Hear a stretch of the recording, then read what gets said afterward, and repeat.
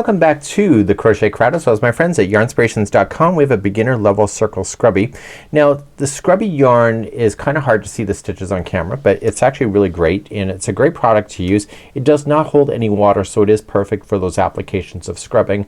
I have these for the bathroom for scrubbing the tubs and stuff. Awesome.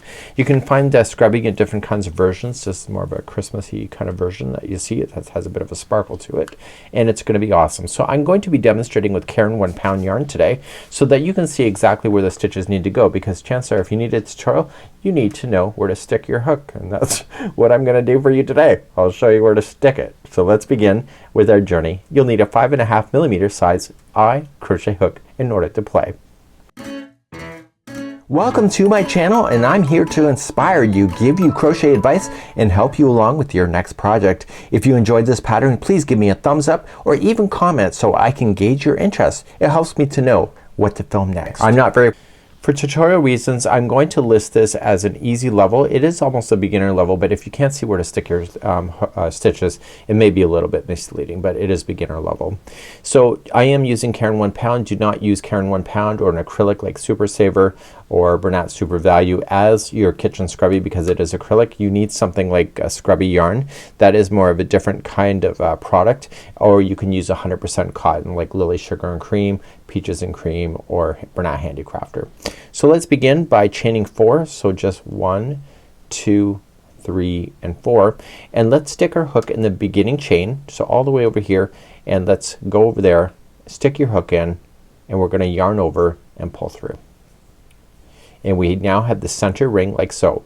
So this straggler that you'll have even with your scrubby, I want you to pretend that it's part of the round and just go around it so that it gets stuck underneath the stitches. Let's begin round number 1. In round number 1 we're gonna go around the center of this. So to do that you're going to chain 3. So 1, 2, and 3. That counts as your first double crochet. So now we're going to do 11 more double crochets into the center of this ring. To do that you're gonna yarn over and then going into the center of the ring, and keep that straggler right on top of that ring so that it gets stuck underneath the stitches, and let's double crochet. I'm going to assume you know how to double crochet. If not, just follow what I can show you, and we have tutorials available too. So yarning over into the ring, yarn over, pull through, you have 3 loops left, yarn over through 2, yarn over through 2. So yarn over and into the ring, pull through, yarn over, pull through 2 and 2. And you'll keep doing that all the way around.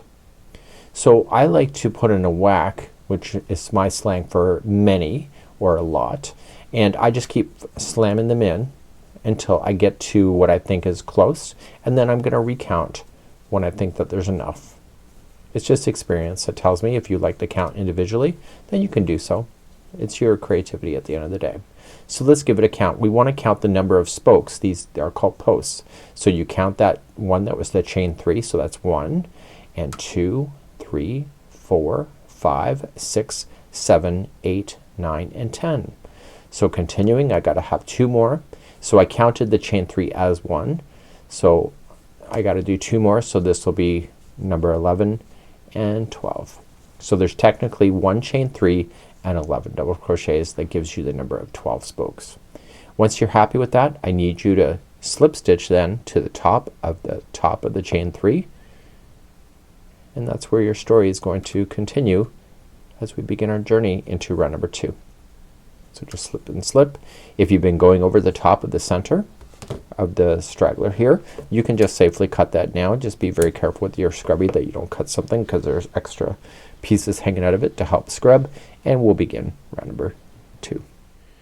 In round number 2 we're going to chain 3, so that'll count as a double crochet, and in the same one you're going to double crochet. So right where you slip stitched, that's where you're gonna stick another double crochet. Each stitch all the way around is now going to have 2 double crochets in each, and this allows it to expand to get bigger. So if there is 12 stitches going all the way around and you're putting 2 stitches in each, how many double crochets will you end up with? If you said 24, you are right. so you can help yourself to a cookie. So remember that the chain 3 does count as a stitch. So let's just double crochet around.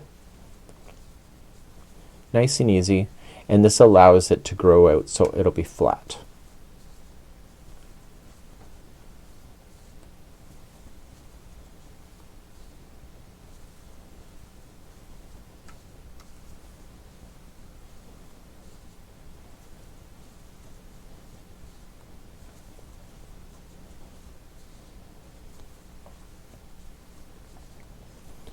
Now in crochet you always end up with a space that looks like it doesn't belong, and because you're doing scrubby it's not gonna be very obvious, but you have one more stitch left to fill in. So there'll be 2 there. So there should be 24 double crochets around here. So here right where I'm pointing with my middle finger is that looks like it's a stitch. It's actually part of the first chain 3, and people accidentally put stitches in there. So if you feel like you need to, because it's a scrubby, you can get away with it, but it's technically not right. So you should be able to count 12 groups of 2 double crochets. So 1, 2, 3, 4, 5, 6, 7, 8, 9, 10, 11, and 12. Once you're happy, just slip stitch to the top of this chain 3 again, and then we're gonna begin our final round to complete your scrubby today. So we're going to continue to grow this out. So if you've ever done circles before, it's the same thing as what you know.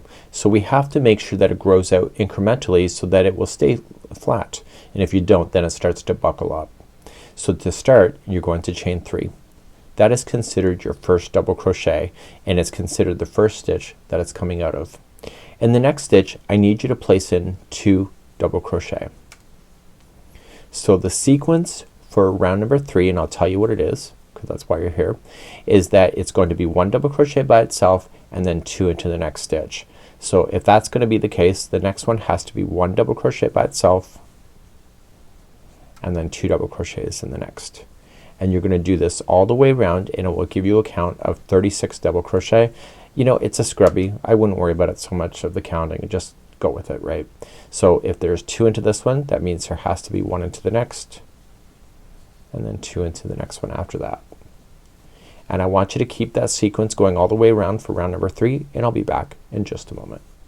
So I'm coming up all the way around to the very end, and the very last stitch, if you're keeping in the sequence, should be 2 double crochet in there. Okay? So once you have that done, you're just gonna slip stitch to the top of the chain 3, and then that's it. So I'm going to cover on how to weave in the ends. So let's just trim our yarn, and it won't matter on the scrubby so much because you know it's such a product that's neat that it doesn't really show you the stitch definition. It just is all bulked together. But what you would like to do is put the tail end through a tapestry needle, and I need you just to drag it through, even including the scrubby. Just drag it through some of the fibers that are in there. The longer you drag it, the better off that you'll be. So don't cut that strand too short. Okay, and then once you go in one direction, you'll go in the next. So this is a great little project. If you do craft shows or anything like this, this is a few dollar product that you can put on your table in a little basket. People like scrubbies. Generally speaking, they're very practical, great gifts.